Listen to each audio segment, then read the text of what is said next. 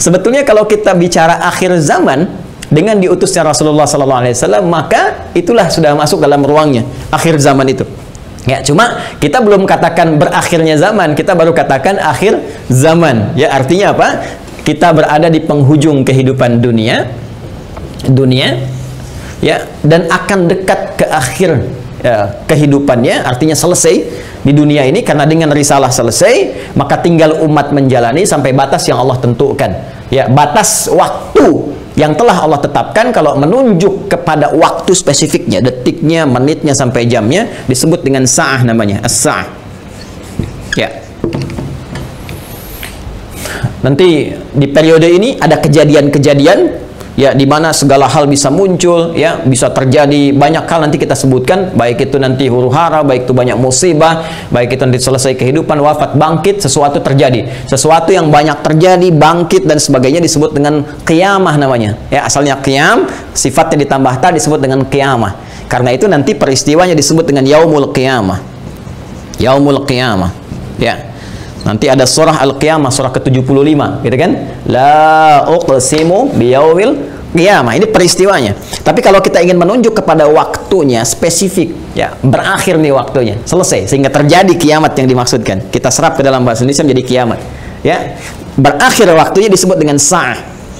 Sa'ah menunjuk kepada, kalau sekarang dalam bahasa Arab standar, sekarang sa'ah disebut jam. Ya, jam ada detiknya, kan sa'alan. Jam berapa sekarang? Ya, sampai ke detiknya, sampai ke menitnya dan seterusnya, itu menunjuk kepada waktu ini disebut dengan sa'ah.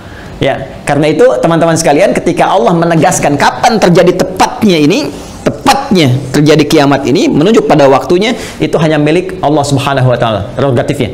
Ya, karena itu di Quran surah ke-31 Luqman, di ayat ke-34, ayat terakhir, hal pertama dari 5 hal yang menjadi hak prerogatif Allah, kalimatnya langsung menggunakan kata sa'ah. Innallaha 'indahu 'ilmus sa'ah. Ini kalimatnya menggunakan apa? Sa'ah. Ya, di hadis Muslim nomor hadis yang ke-8 disebut dengan hadis Jibril, ya, alaihissalam, ketika beliau bertanya, mengonfirmasi kepada Rasulullah, ya, Sayyidina Muhammad SAW, bertanya tentang kapan tepatnya terjadi kiamat. Maka kalimat terakhirnya ketika bertanya tentang iman, Islam, ihsan, mata sa'ah. Mata sa'ah, kapan tepatnya terjadi kiamat? Nabi menjawab, mal mas'ulu anha bi'alama minas sa'il. Kenapa penting saya sebutkan ini? Nah, ada langsung firman Allah dalam Al-Quran, pembukaan satu surah, di surah ke-54 Al-Qamar. Ya, Al-Qamar. Dalam pandangan Allah, Allah menyebutkan bahwa ketika Rasulullah diutus sebagai Rasul di akhir zaman, artinya zaman ini terakhir dalam kehidupan, nggak ada nanti umat yang baru lagi, nggak ada Rasul diutus lagi dan sebagainya. Itu sudah Allah mendeklarasikan satu pembuka kalimat dalam firman yang sangat singkat tapi tajam sekali. Iqtarabatis sa'ah. Iqtarabatis sa'atu wansyaqqal qamar. Quran surah ke-54 ayat yang pertama. Jadi Allah sudah menyampaikan sejak Nabi SAW diutus kurang lebih 15 abad yang lalu, kan? Allah menyampaikan iqtarabatis sa'ah. Ya, masa itu sudah dekat. Ya, jadi sejak diutusnya Nabi, Allah sudah mendeklarasikan, sudah menyampaikan, ya, menginformasikan pada seluruh hambanya bahwa ini kejadian ini sudah dekat. Ya, dengan diutusnya Rasulullah, bahwa zamannya akan berakhir. Cuma dekatnya dalam konteks firman Allah dengan pandangan kita tentu sangat berbeda. Ya, karena dimensinya tidak serupa, sifat-sifatnya jauh berbeda, kan? Maka demikian pula memahami firman Allah tidak menggunakan pendekatan akal manusia. Jangan kita katakan dekat dengan ukuran kita, tidak. Lihat ukuran Allah. Ya, di mana ukuran Allah? Lihat surah Al-Ma'arij misalnya, ayat yang ke-6. Innahum yarawnahu ba'ida wa narahu qariba.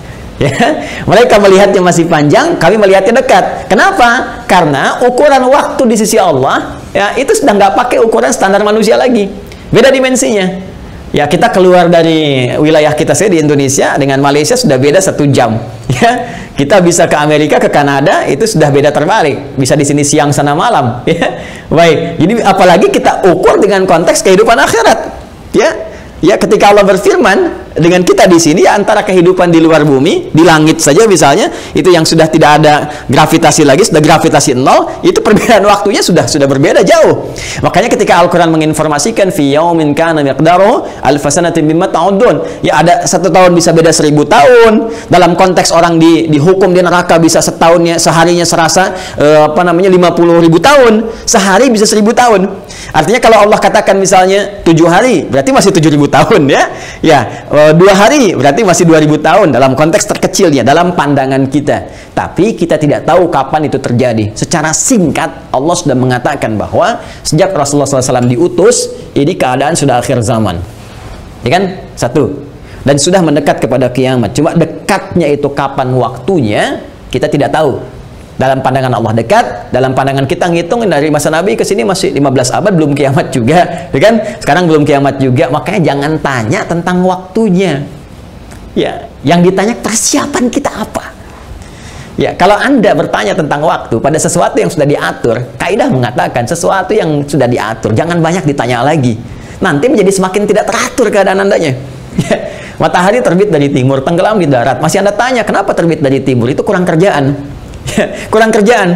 Ya, kenapa malam gelapnya? Itu kurang kerjaan.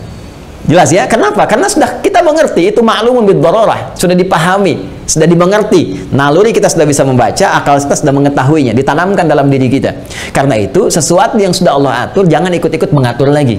Ya, Nabi pernah ditanya tentang kiamat, Nabi tanya, bagaimana persiapan kamu kalau terjadi besok? Jangan tanya waktunya. Karena Allah rahasiakan semua itu supaya memberikan getaran pada jiwa kita dan katalis pada diri kita untuk meresponnya dengan semangat beramal dan menyiapkannya. Itu poinnya. Baik, jadi kalau kita sudah pahami ini semua, bahwa kita hadir saat ini, aktivitas kita ada di penghujung zaman, artinya memang kita sudah berada di akhir zaman, tapi kita tidak tahu kapan zaman berakhir. Tapi kita bisa melihat tanda-tanda yang disampaikan Rasulullah SAW di setiap perubahan-perubahan yang terjadi di akhir zaman itu. Perubahan-perubahan inilah yang menjadikan kita mesti menghadapi tantangan-tantangan yang dimaksudkan. Karena setiap era perubahan tadi itu ada tantangannya tersendiri, tahadiyatnya sesuai dengan karakteristik umatnya.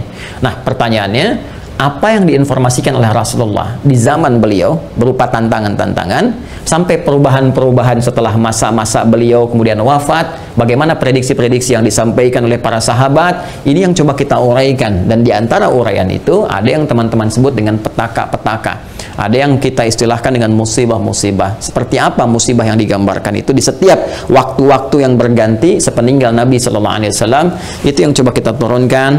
Lalu kita akan mengaji bagaimana Nabi memberikan petunjuk kepada kita dengan izin Allah Subhanahu wa taala, saking sayangnya kepada kita, supaya setiap umat yang mengalami masa-masa itu lulus menghadapi ujiannya. Itulah rahman Allah Subhanahu wa taala. Itulah diantara sifat Rasulullah yang disebut dengan rahmatan lil alamin. Saking cintanya kepada seluruh pengikut beliau, umat beliau, maka beliau memohon kepada Allah diberikan petunjuk oleh Allah, begini, setiap era ini nanti akan ada begini. Nanti kamu akan hadapi begini. Begini cara menghadapinya, begini cara menjaganya. Kalau kita lakukan itu dengan baik, maka Allah akan menyelamatkan kita dari keadaan-keadaan yang dimaksudkan dan lulus kita ujian sampai kita menghadap kepada Allah Subhanahu wa taala. Kehidupan ini sebentar. Ya, sebentar. Jadi kalau kita terlampau banyak mainnya, sayang. Ya, pada akhirnya kan selesai. Karena itu patut kita menata diri dengan baik supaya maksimal kita bisa hadapi. Nah, mari kita turunkan. Kalau sudah paham ini, mohon maaf ya, saya izin hapus dulu. Bismillah. Saya berikan kesimpulan dulu sejenak. Jadi jangan lantas nanti diartikan akhir zaman, kiamat gitu kan, padahal kita juga sedang di akhir zaman sekarang. Kan Rasulullah diutus Rasul akhir zaman. Sekarang kita ustadznya ustadz akhir zaman gitu kan. Dan ada presiden akhir zaman, menteri akhir zaman, lihat lurah akhir zaman, termasuk juga sekolah-sekolah akhir zaman dan sebagainya. Tapi zaman itu sampai berakhir seperti apa tahapan-tahapannya, bagaimana ujiannya, itu yang kita lihat. Ya, ini kesimpulan pertama, 1 tentang akhir zaman sudah kita bahas. Ya, adalah satu era terakhir, ya, era terakhir dari umat manusia yang beraktivitas, ya kan, di bumi. Ini dia, era terakhir dari umat manusia yang beraktivitas di bumi. Jelas ya? Nah, ditandai dengan diutusnya Rasul terakhir yaitu Rasulullah Sayyidina Muhammad sallallahu alaihi wasallam, kan? sallallahu alaihi wasallam. Kemudian karena siap Rasul itu membawa petunjuk, juga diberikan petunjuk berupa hudan terakhir. Itu berupa Al-Quran. Karena Al-Quran pun ketika diturunkan Allah menyebut dengan hudan. Buka Quran surah kedua Al-Baqarah di ayat 185. Syahrul Ramadan alladzi unzila fihi al-Quran hudan linnas. Ya, hudan linnas wa bayyinatin minal huda wal furqan. Baik, sekarang dari sejak diutusnya Rasulullah sudah masuk akhir zaman, bagaimana perjalanan? Nah, kalau kita turunkan dari sini di masa Rasulullah SAW, Rasul ya SAW sampai dengan kita sekarang, ya, sampai kita sekarang di masa kini, kurang lebih ada sekitar 15 abad. Nah, sekarang kita akan bicara tentang bagaimana Rasulullah SAW menyampaikan tentang berita-berita nubuat. Nubuat itu tentang berita besar yang terjadi dibawa oleh utusan. Ya, orang menyampaikan nubuat disebut dengan nabi, pembawa berita besar. Beritanya disebut dengan naba, karena itu ada surah An-Naba. Ya, amma yatasadun 'anin naba'il 'azim. Ya. Nah, ini nanti ada nubuat-nubuat beliau yang disampaikan kepada para sahabatnya, terlacak sampai dengan ke kita tentang peristiwa-peristiwa yang terjadi di masa-masa sampai mendekat kepada waktunya berakhir, as-sa'ah, ya, as-sa'ah. Ya. Ini karena akhir di sini akhirnya selesai gitu, nggak bisa ditulis lagi, dan karena kita di sini ya dekat ya, tapi kan nggak tahu masanya kapan. Jadi kurang lebih ginilah ya, supaya agak ngeles sedikit bahwa papan tulisnya udah nggak cukup. Jadi gini ya teman-teman sekalian, ya turunkan ke sini. Nah, baik, sekarang saya beri contoh begini misalnya. Ya, ini hadis yang populer saja, saya langsung ambil dari hadis riwayat Muslim. Hadis riwayat Imam Muslim. Ya, nomor hadis yang ke-8. Nanti ada bab tentang iman, Islam dan ihsan. Ya, dikenal juga dengan hadis Jibril dan banyak dikutip oleh para ulama, termasuk juga Al-Imam An-Nawawi dalam Al-Arba'in. Dari 42 hadis beliau mengutip ini, teman-teman sekalian, di hadis yang kedua setelah innamal a'malu binniyat, masuk hadis ini.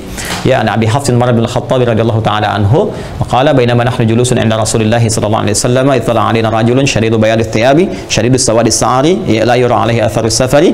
Nah, kemudian setelah itu dia datang kepada Nabi sallallahu alaihi wasallam, fajalasa ila Nabi sallallahu alaihi wasallam fasnada rukbatayhi wa wada'a kaffayhi ala fakhidhihi faqala ya Muhammadun akhbirni anil Islam, dijawab oleh Nabi akhbirni anil iman, dijawab oleh Nabi akhbirni anil ihsan, dijawab oleh Nabi terakhir kemudian mata sa'ah. Ya, bertanya tentang tanda-tanda as-sa'ah. Kapan ini ya terjadi tepatnya kiamat? Nabi menjawab mal mas'ulu anha bi'alami min sa'il. Ya, tidaklah yang ditanya lebih tahu daripada siapa yang bertanya. Ya, tidaklah yang ditanya lebih tahu daripada yang bertanya. Jadi yang ditanya Rasulullah SAW ini kan Jibril, dekat dengan Allah. Allah Subhanahu Wa Taala berikan wahyu lewat Jibril sampaikan kepada Rasulullah. Tentunya ya malaikat Jibril lebih tahu dibandingkan dengan saya. Ya, ini juga pertanda ada dua hal. Pertama, pertanda ujian yang disampaikan malaikat kepada Nabi Muhammad supaya tidak mengarang sesuatu di luar apa yang Allah wahyukan kepadanya. Dan ini membenarkan risalah Nabi Muhammad SAW. Yang kedua juga salah satu pertanda bagaimana ta'zimnya, ya, kagumnya malaikat Jibril pada Nabi Muhammad karena merasa Rasulullah lebih dekat dengan Allah Subhanahu Wa Taala. Bagaimana dipuji dalam Al-Quran, wa innaka la'ala khuluqin 'azim, dijamin surga sebelum wafatnya, inna a'tainakal kautsar. Ya, tentu ada pertanyaan dari malaikat, nih hamba luar biasa disayang Allah, dan hamba manusia yang sudah pada tingkat tersayang dari Allah itu melebihi malaikat. Karena itu ketika Adam alaihissalam ya diuji oleh Allah, diminta, ditanya ini apa, ya, Al-Baqarah di ayat yang ke-31 itu wa 'allama Adam al-asma'a kullaha dan seterusnya sampai ayat 33, maka malaikat kan diminta sujud hormat.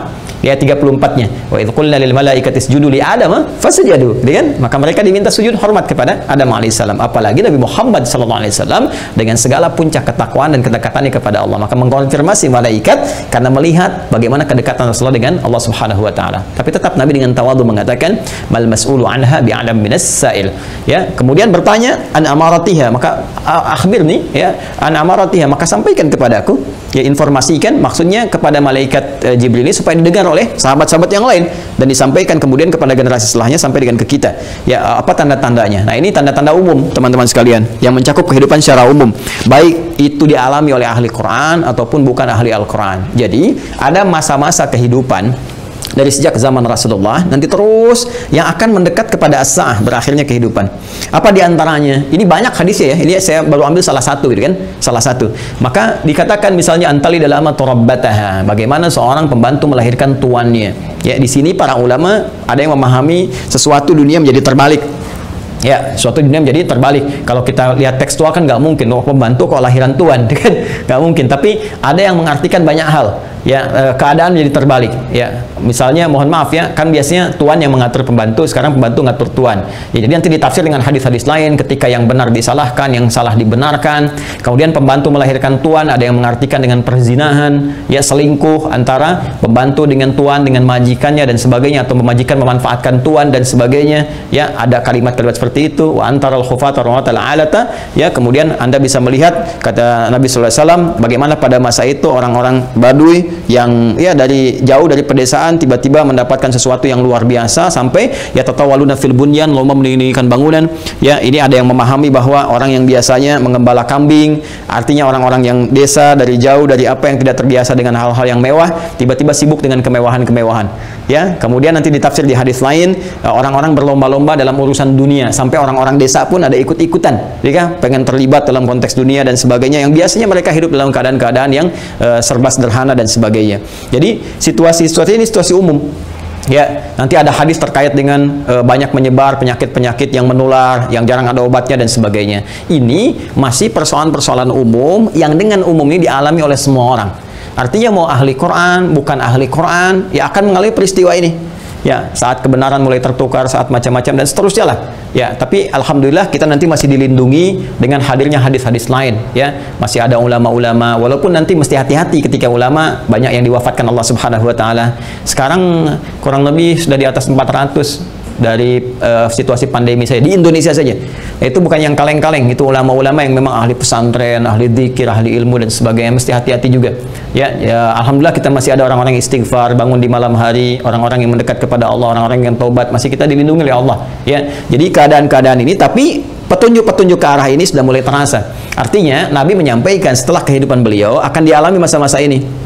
Ya, jadi masa-masa ini sudah terjadi fitnah kubra dari masa tabi'in, ya, dari masa sahabat akhir-akhir ke tabi'in. Setelah itu kan ada juga peristiwa-peristiwa ini. Sampai juga di kita sekarang pun kita rasakan peristiwa itu. Tapi jangan disimpulkan berarti besok kiamat, Jumat lagi gitu ya. Nah, jangan-jangan Nabi kesimpulan gitu juga. Ada variabel-variabel lain yang harus kita pahami, tapi kita mesti waspada.